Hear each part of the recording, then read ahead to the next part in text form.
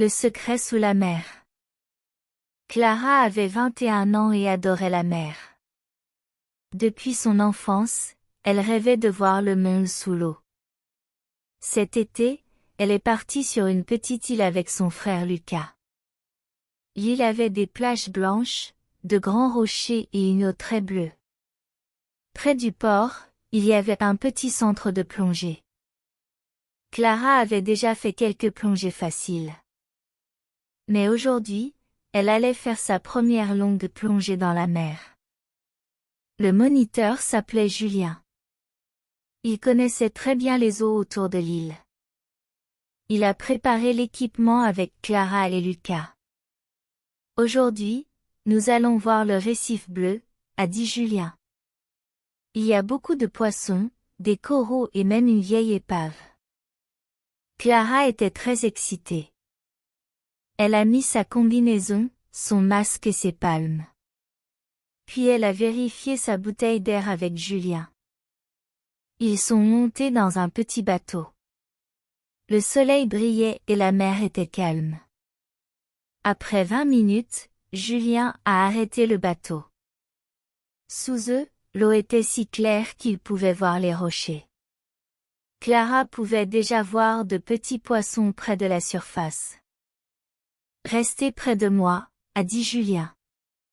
Et regardez toujours votre groupe. Clara et Lucas ont fait oui de la tête. Un par un, ils sont entrés dans l'eau. Clara a pris une grande respiration. Puis elle a commencé à descendre doucement. Au début, elle entendait seulement sa respiration. Des petites bulles montaient autour de son visage. La lumière du soleil passait à travers l'eau. Quelques mètres plus bas, le récif est apparu. Il était couvert de coraux jaunes, rouges et oranges. Des dizaines de poissons nageaient autour d'eux. Clara a vu un grand poisson bleu, puis un groupe de petits poissons argentés. Lucas a montré quelque chose derrière Clara. Une grande tortue nageait lentement au-dessus du récif. Clara a souri derrière son masque.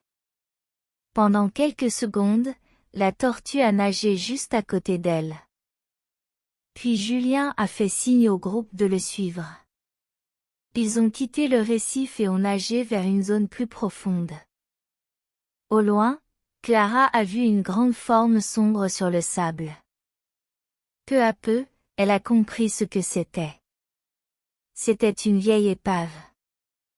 Le bateau était sous l'eau depuis très longtemps. Une partie était maintenant couverte de plantes marines. Julien leur avait parlé de cette épave.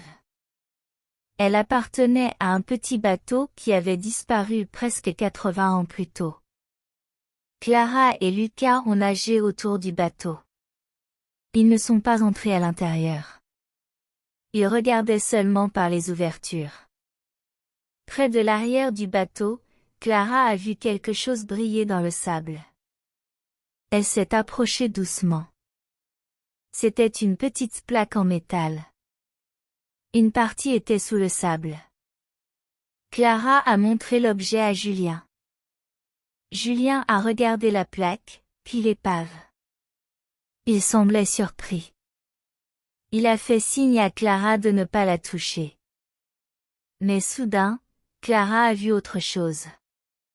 Derrière la plaque, une petite corde sortait du sable. La corde allait vers plusieurs grands rochers. Clara pouvait voir quelque chose entre les pierres. Julien s'est approché. Entre les rochers, il y avait une petite boîte en métal. Elle était vieille et couverte de sable. Il n'avait pas le temps de l'examiner longtemps. Julien a regardé sa montre et a indiqué qu'il devait commencer le retour. Clara a regardé une dernière fois la boîte.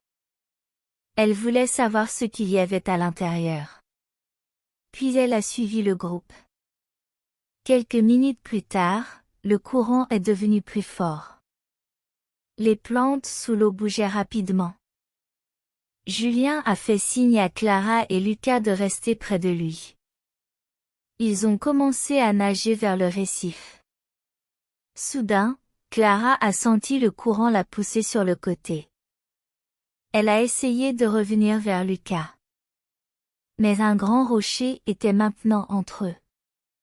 Pendant quelques secondes, Clara ne pouvait plus voir son frère ni Julien.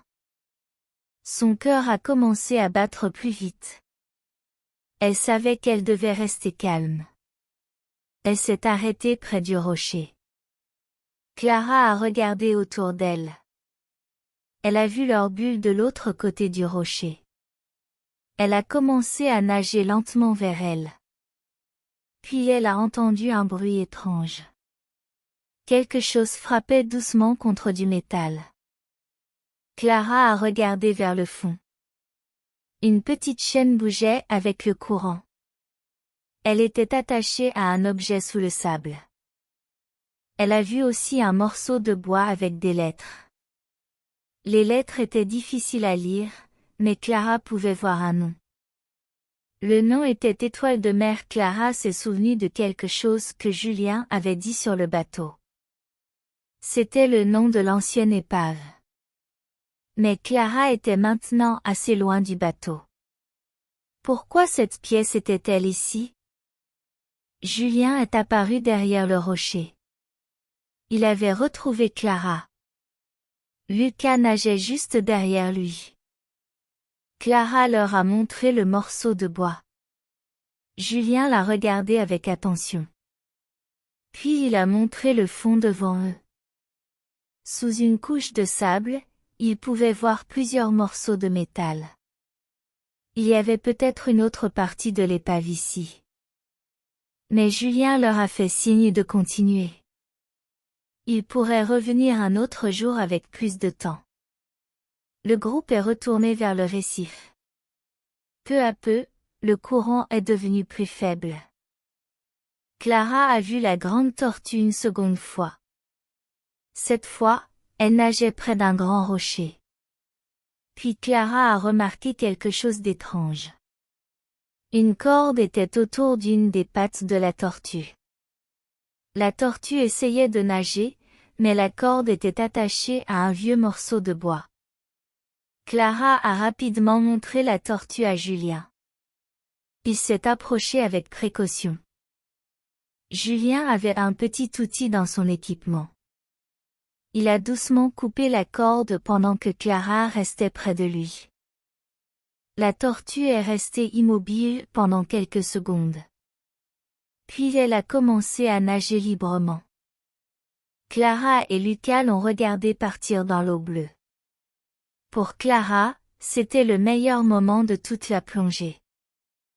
Enfin, Julien a fait signe qu'il était temps de remonter.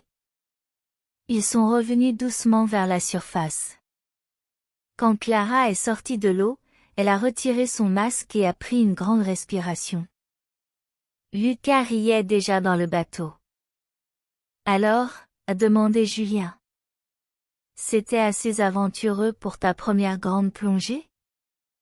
Clara a souri. J'ai vu une épave, j'ai perdu le groupe pendant quelques secondes et nous avons aidé une tortue. Oui, c'était assez aventureux. De retour au centre de plongée, Clara a parlé à Julien de la boîte en métal près de l'épave.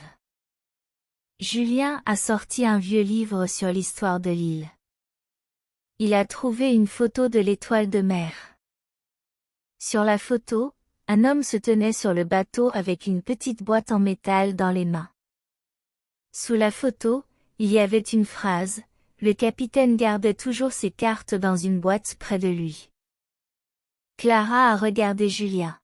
« Tu crois que c'est la boîte que nous avons vue? » Julien a souri. « Peut-être. Mais nous devons demander la permission avant de toucher quoi que ce soit. » Le lendemain matin, Clara est retournée au port. Julien l'attendait près du bateau. « J'ai une bonne nouvelle, » a-t-il dit. Un spécialiste va venir voir l'épave la semaine prochaine. Clara était heureuse. Elle n'allait peut-être pas ouvrir la boîte elle-même, mais elle avait aidé à la retrouver.